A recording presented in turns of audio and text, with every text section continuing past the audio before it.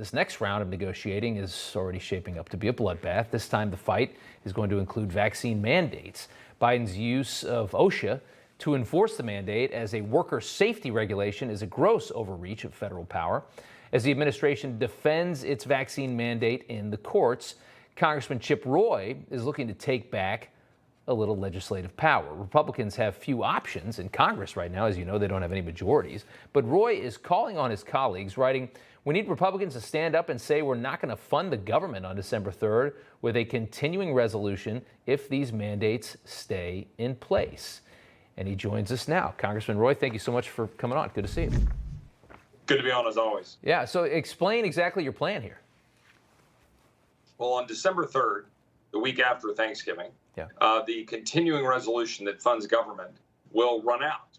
So the question then becomes, should any Republican vote to fund an executive branch? In other words, should Article 1 Congress, which has the power of the purse, as the founders gave us, should we give any dollars to the executive branch for President Biden to issue unconstitutional and unlawful mandates that are causing people to have to choose between their livelihoods and getting a vaccine which they don't want to get?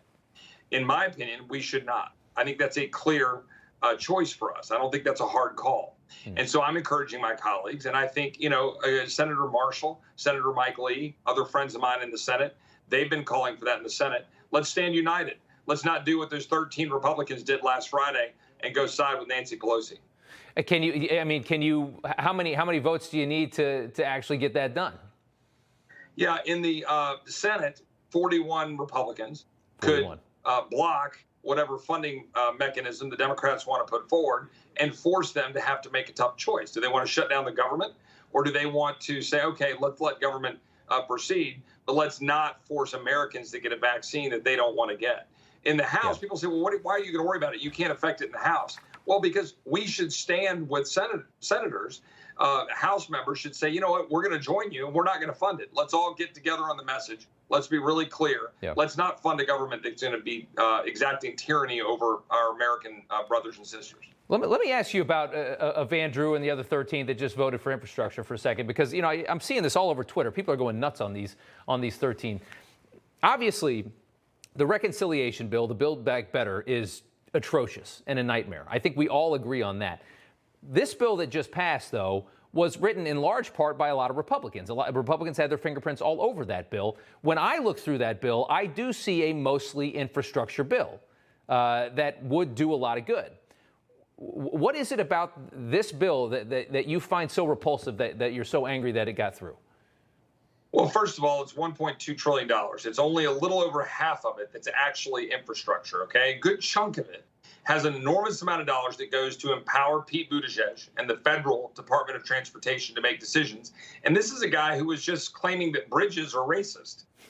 It also has a significant number of provisions in it that would basically lay the foundation for the Green New Deal. A lot of electric vehicles, a lot of mass transit, a lot of dollars that go from red states, frankly, to blue states, a lot of empowerment of bureaucrats to make decisions about how our dollars are spent to advance the Green New Deal agenda. That is an anti-carbon, anti-fossil fuel, anti-pro-America agenda.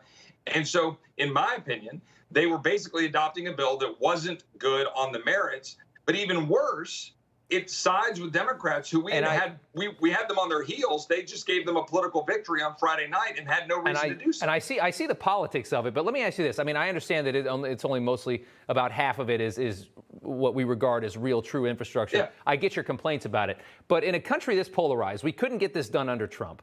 If we didn't get it done under Biden, at what point am I riding across the Brooklyn Bridge and it just falls into the East River? It's like, how do we ever get this done is my question, because there's always going to be one side in power and the other side's going to hate the bill. Well, what you do is you focus on the actual infrastructure that's needed. We could have said, hey, let's agree, as Senator Cruz said last night, I think, on another news show, hey, there's, $110 billion of additional infrastructure spending. Let's just agree to that. But I'm not going to allow a gun to be put to my head to say, well, you're not going to get infrastructure unless you embrace this radical agenda and go say that my tax dollars. Look, Texans only get about 85 cents on the dollar back of every dollar we send to Washington. Right. Our dollars are getting stretched out and sent to New York, getting sent to Boston. What? So they can build bike paths, so they can build mass transit up in the Northeast. Look, I want to get our dollars back. I want to make sure we have roads that don't crumble and bridges that don't crumble. But I'm not going to be held hostage to a radical leftist agenda. And I'm not going to listen to 13 members of the United States Republican Conference in Congress goes, hey, I'm going to go side with Nancy Pelosi and give them a hall pass for their radical agenda. And 19 senators as well. I agree. They should all be ashamed too. Okay. And look, when we said in August, when they passed that, some of us were saying, hey, we should be whipping against that right now. And that's on Republican leadership in the House. We should have been doing that before so that they didn't do that on Friday night. They gave a hall pass to AOC and the squad to vote no and then go out and claim victory.